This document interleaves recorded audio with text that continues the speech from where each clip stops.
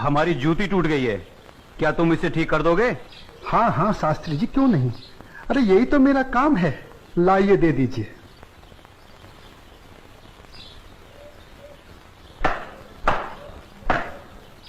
लीजिए शास्त्री जी, आपकी जूती ठीक हो गई। कितने पैसे हुए? जो मन करे दे दीजिए। ये लो। शास्त्री जी, बुरा ना मानो तो एक बात पूछूं? जो पूछना है जल्दी पूछो, हमारे पास समय नहीं है। आप लोग इतनी सुबह सुबह कहाँ जा रहे हैं? आज पूर्णिमा है, इसीलिए हम सब लोग गंगा स्नान करने जा रहे हैं। गंगा माँ के चरणों में दान पुण्य करके उनका आशीर्वाद प्राप्त करेंगे। परंतु तुम ये सब क्यों पूछ रहे हो? आप लोगों को देखकर मेरे मन में ख्याल आया था कि आप लोग जरूर किसी शुभ कार्य के लिए जा रहे हैं। अगर आप लोग मेरा भी एक काम कर दें तो आपकी बड़ी मेहरबानी होगी। करने योग्य होगा तो अवश्य करेंगे। जल्दी बताओ क्या काम है? शास्त्री जी, आज बड़ा शुभ दिन है और आज के दिन मैं भी चाहता हूँ कि कुछ दान पुण्य करके गंगा माई का आशीर्वाद प्राप्त करूँ। शास्त्री जी, मेरी तरफ से ये दमड़ी गंगा माई को अर्पण कर दें तो आपकी बड़ी मेहरबानी होगी। ठीक है, दे देंगे। लाओ। ये क्या बात कर रहे हैं? ज्ञानी होकर अज्ञानी जैसा काम करते हैं। क्यों, क्या हुआ?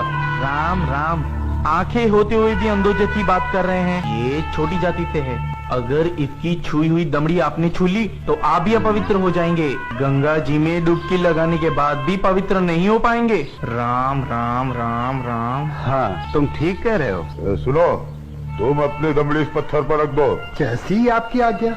ओम अपवित्राय पवित्राय नमः। हाँ, अब ठीक है, अब आप इसे छू सकते हैं।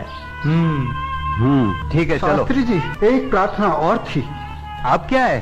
शास्त्री जी, अगर गंगा माई स्वयं हाथ बढ़ाकर मेरी ये भेंट स्वीकार करें तभी दीजिएगा, अन्यथा मत दीजिएगा। अगर स्वीकार करें तो बोल दीजिएगा ये तेरे भक्त रविदास ने भेजी है। ठीक है भाई, हम ऐसा ही कर देंगे। चलो चलो चलो, चलो।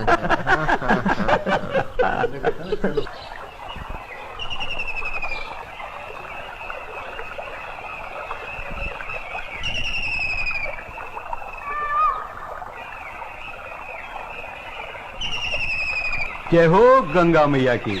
हे माँ, तू अपनी कृपा सदा हम पे बनाए रखना माँ। यदि हमसे कोई पाप हो जाए तो अपने इस पावन जल से उसे धो डालना माँ। हे माँ, तू अपनी शरण में हमें सदा रखना माँ। जय हो गंगा मैया।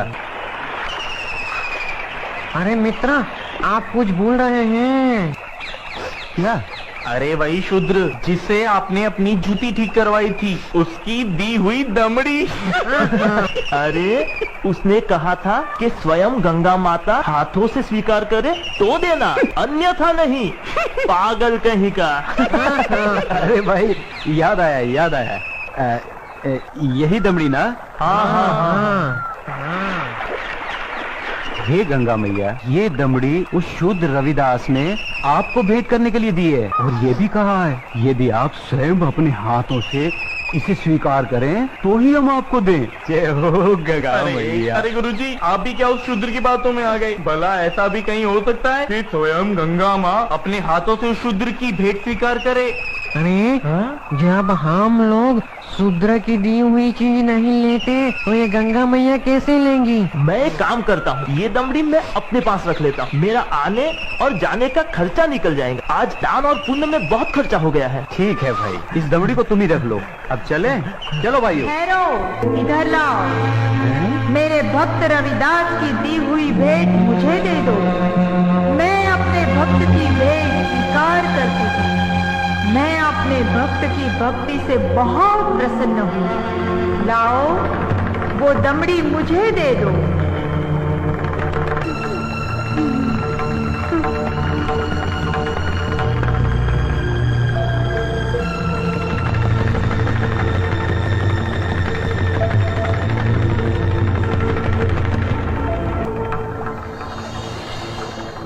और सुनो, ये कंगन मेरी ओर से मेरे भक्त को दे देना और कहना मैंने उसकी भेंट स्वीकार कर ली।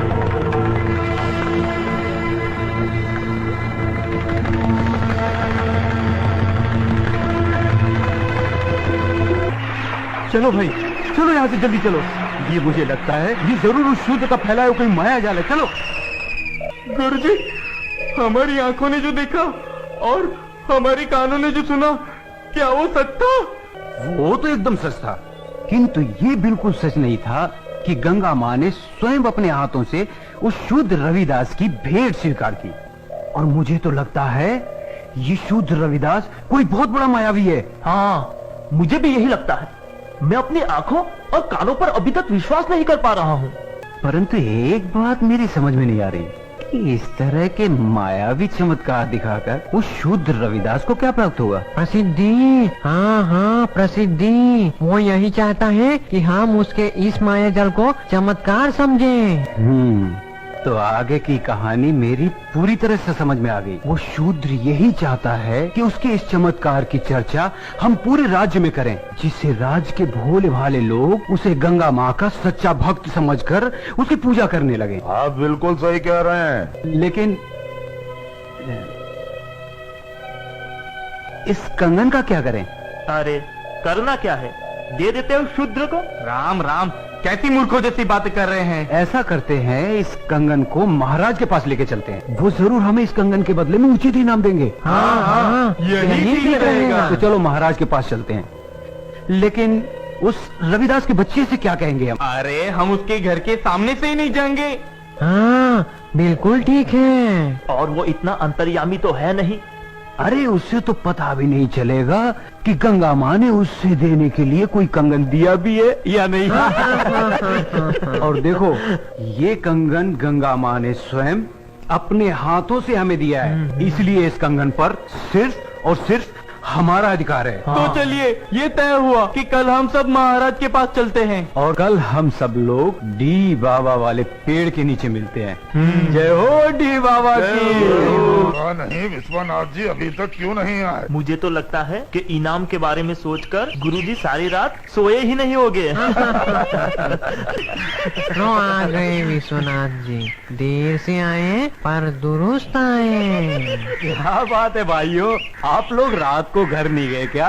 अगर घर चले जाते तो धनवान कैसे बनते? चलिए जरा जल्दी चलिए, हमें राजमहल पहुंचने में कहीं देर ना हो जाए। चलिए चलिए।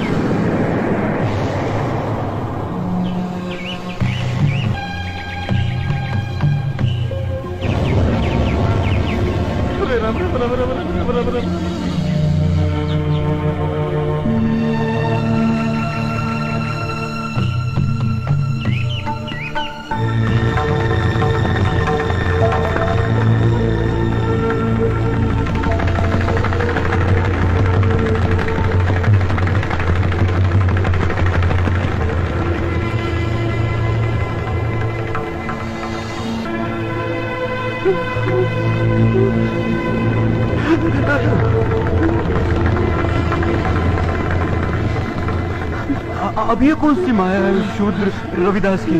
गुरुजी, इस पर ध्यान मत दीजिए, पतली गली पकड़िए और निकल लीजिए। हाँ हाँ, चलो, शाही बाग तक तो आ गए।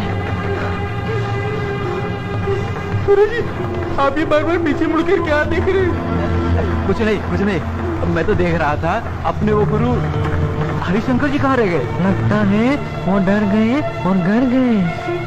डरपोक कहीं का। चलो महाराज से मिलते हैं। अरे भाई द्वारपाल, हम लोगों को महाराज से अभी मिलना है। अभी सूचना देता हूँ। रुको, पंडित जी के लिए सूचना की कोई आवश्यकता नहीं है, इन्हें महाराज से अभी मिला देते हैं। आइए, चलो भाइयों। चलो।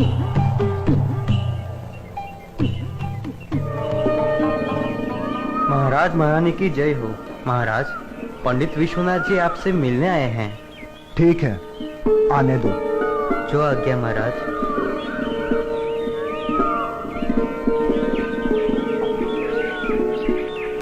महाराज की जय हो।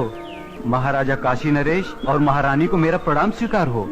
आप लोग हमसे इतनी सुबह सुबह क्यों मिलना चाहते हैं? महाराज मैं बताता हूँ, हमें हमारी वर्षों की भक्ति से जो फल प्राप्त हुआ है वो हम आपको भेंट करना चाहते हैं। वर्षों की भक्ति का फल? हमें तो कुछ समझ में नहीं आया। अगर भक्ति का फल आप लोगों को मिला है तो उसे आप हमें क्यों देना चाहते हैं? क्योंकि महाराज ये हमारे किसी काम का नहीं, ये तो सिर्फ महारानी जी के योग्य है। ये तो वास्तव में बहुत अद्भुत कंगन है, लेकिन ये तुम्हें कैसे प्राप्त हुआ? महाराज ये कंगन हमारी भक्ति से प्रसन्न होकर स्वयं गंगा माँ ने भेंट स्वरूप हमें दिया है। क्या कहा? स्वयं गंगा जी ने आप लोगों को यह कंगन दिया है? सच महाराज, यह तो बड़ा अद्भुत कंगन है। इसने तो हमारा मन मोह लिया है। लेकिन इस एक कंगन का हम क्या करेंगे? इनसे कहिए इसके साथ का एक और कंगन लाकर दे। सुन लिया विश्वनाथ जी, अब आप लोग पूजा और भक्ति करके गंगा माँ से हमें इसमें का दूसरा कंगन भी ला कर दें। हम आपको मुंह मांगा इनाम देंगे। क्षमा करें महाराज, लेकिन इसमें का दूसरा कंगन हम आपको नहीं दे सकते। क्यों नहीं दे सकते? हमारी आज्ञा का उल्लंघन करने की तुम्हारी हिम्मत? असल में महाराज ये कंगन गंगा माँ ने हमारी भक्ति से प्रसन्न होकर हमें नहीं दिया, बल्कि उस शूद्र रविदास की भक्ति से प्रसन्न होकर उसे भेंट करने के लिए दिया है। क्या कहा? गंगा माँ ने स्वयं ये कंगन रविदास को भेंट करने को दिया है? हमें यकीन नहीं हो रहा। हमें सारी घटना विस्तार से बताओ। बताता हूँ।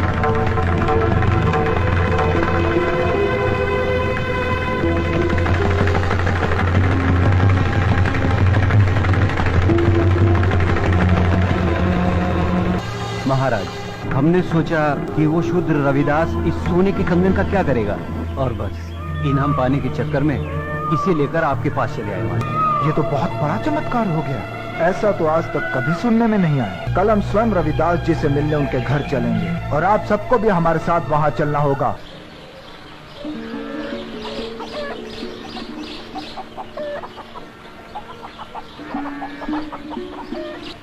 रविदास जी, महाराजा काशी नरेश आपसे मिलने आ रहे हैं। मुझसे मिलने आ रहे हैं? पर क्यों? महाराज की जय हो। महाराज आपने आने का कष्ट क्यों किया? अगर मुझसे कुछ अपराध हुआ है तो मुझे बुलावा भेज दिया होता, मैं स्वयं हाजिर हो जाता। वाह ढोंगी वाह, बंद कर अपना भोलेपन का नाटक। महाराज इसके भोलेपन को मत चलिएगा, बहुत बड़ा ढोंगी और मायावी। तुम चुप रहो। हमारे सामने फिजूल की बात की तो जुबान कटवा देंगे। रविदास जी, तुमसे कोई अपराध नहीं हुआ है जो तुम्हें हमारे समक्ष उपस्थित होना पड़ता। दरअसल हम यहाँ अपने स्वार्थ और लालच के कारण आए हैं। हम तुमसे कुछ मांगना चाहते हैं। ये आप क्या कह रहे हैं महाराज?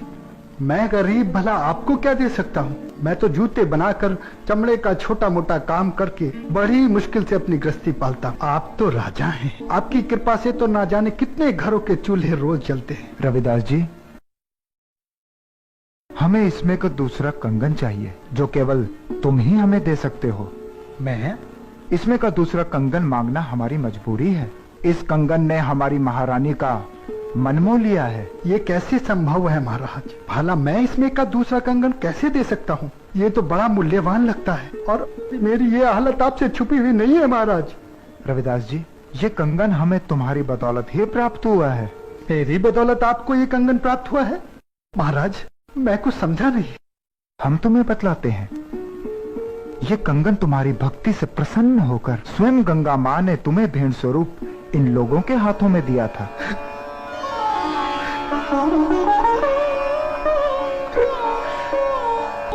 आप सच कह रहे हैं ना महाराज? क्या गंगा माई ने मेरी भेंट स्वीकार कर मेरी भक्ति से प्रसन्न होकर ये कंगन भेंट स्वरूप मुझे प्रदान किया था? तेरा लाख लाख शुक्र है गंगा माँ। तेरे इस आशीर्वाद से तेरा ये रविदास भक्त तुल्य हो गया माँ, तुल्य हो गया। बंद कर अपनी ये नौटंकी। ये तो सब तेरा रचाया हुआ माया जाल है। मैं भला ऐसा किस लिए करूँगा? प्रसिद्धि पाने के लिए। ठहरा छोटी जाति का, तेरा समाज में कोई महत्व तो है नहीं। बस यही सोचकर तूने मायावी चमत्कार किए होंगे ताकि तेरा और तेरी जाति का समाज में कुछ सम्मान हो सके। परंतु तेरा ये सपना कभी पूरा नहीं होगा। अगर तू सचमुच में गंगा माँ का सच्चा भक्त है तो गंगा माँ से दूसरा कंगन इसमें का मंगा ले और महाराज को दे दे। गुरुजी, मायावी चमत्कार एक आध बार होते हैं, बार बार नहीं। महाराज चलिए यहाँ से, यहाँ आपको कुछ हासिल नहीं होने वाला। मैं चमत्कार दिखाने और देखने के पक्ष में नहीं हूँ। मैं तो सिर्फ इतना जानता हूँ कि प्रभु की भक्ति सच्चे मन और पवित्र आत्मा से की जाती है। किसी की भक्ति को नीचा दिखाकर अपने को बड़ा साबित करना, ये प्रभु के भक्तों को शोभा नहीं देता। तू हमें उपदेश मत दे। तू सचमुच में ही इतना बड़ा भक्त है तो चल गंगा के तट पर और कर दे महाराज की इच्छा पूरी। शास्त्री जी, अगर आप मेरी भक्ति की परीक्षा ही लेना चाहते हैं तो उसके लिए गंगा माई के तट पर जाने की क्या आवश्यकता है? क्या मतलब? मतलब कुछ नहीं शास्त्री जी, मन चंगा तो कठौती में गंगा। शास्त्री जी, अगर मेरी भक्ति सच्ची है तो गंगा माई को मेरी इस कठौती में से प्रकट होकर मेरी भक्ति की लाज रखनी होगी। तो तुम्हारे कहने का मतलब है कि गंगा माँ स्वयं तुम्हारे इस गंदे पानी से प्रकट होंगी और तुम्हारी भक्ति की लाज रखेंगी। किसी ने सच ही कहा, नीच आदमी हमेशा नीचा ही सोचेगा। तुम अपनी बकवास बंद करो। रविदास जी, हमें तुम्हारी भक्ति पर बिल्कुल भी संदेह नहीं। यदि तुम हमें दूसरा कंगन नहीं दिला सकते तब भी हमें तुमसे कोई शिकायत नहीं है। नहीं महाराज, अब बात सिर्फ कंगन की नहीं, मुझ जैसे नीच जाति के भक्त की है।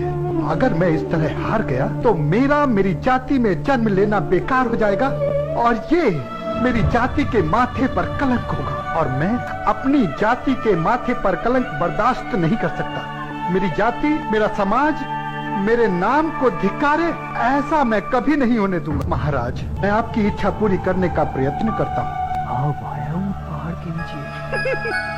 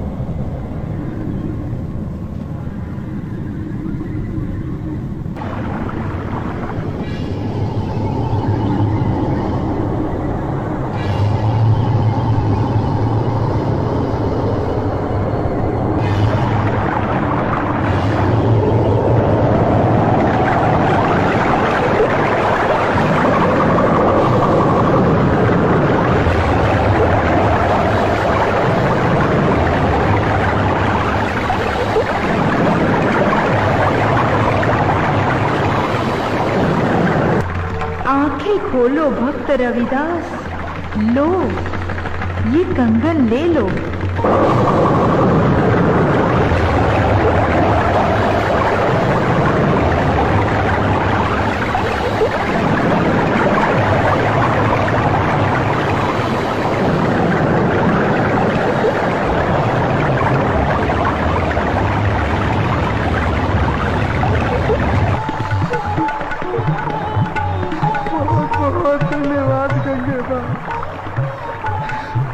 तूने छोटी जाति को और छोटा होने से बचा लिया माँ। तूने मेरी लाज रख ली वरना तेरा ये भक्त रविदास आज किसी को मुंह दिखाने के काबिल न रहता माँ।